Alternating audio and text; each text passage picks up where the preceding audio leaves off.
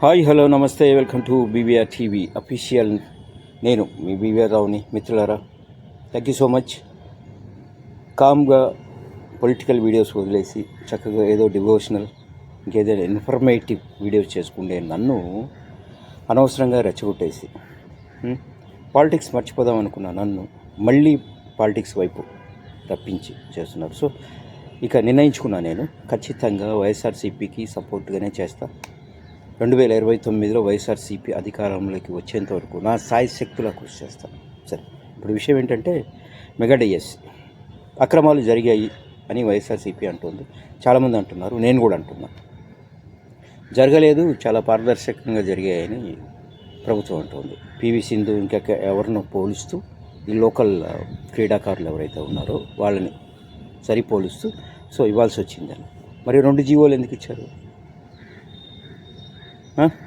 Selection తర్వాత GO మార్చేసి ఇంకోటి ఎందుకు ఇచ్చారు?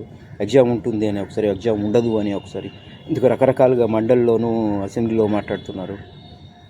అంటే ఖచ్చితంగా అక్రమాలు జరిగాయి అన్నది అర్థమవుతుంది జనాలందరికీ. జనాలు పిచ్చోళ్ళు ఏం కాదు.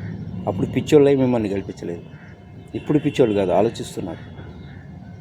ఆలోచిస్తున్నారు.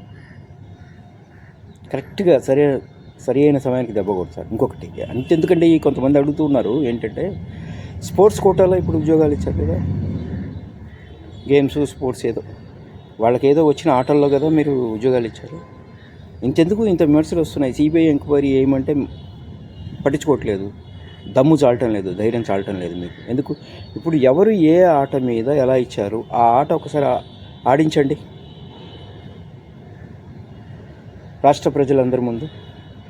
వాళ్ళకు వచ్చిన ఆట ఏదైతే నిష్ణాతులు అయి ఉంటారు కదా, ఆ ఆట ఆడించండి. అది చెస్సా, ఇంకోట లాంగ్ జంపా, హై జంపా, ఫుట్బాల్ ఏదో ఉంటాయి కదా, షార్ట్ పుట్ట ఆడించండి. ఒక్కసారి ఇప్పుడు జాబ్ వచ్చిన వాళ్ళని ఆ ఆట ఆడించండి, అందరూ ఒప్పుకుంటారు.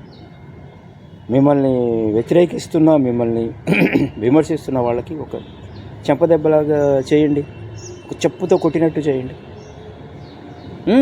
ఈ పని చేయండి, అప్పుడు తెలుస్తుంది కదా మీ నిజాయితీ ఏంటి, మీరెంత నిజాయితీ పరులు, ఎంత కరెక్ట్గా ఉద్యోగాలు ఇచ్చారన్నది. ఆ పని చేయండి సార్, చేయండి ప్లీజ్.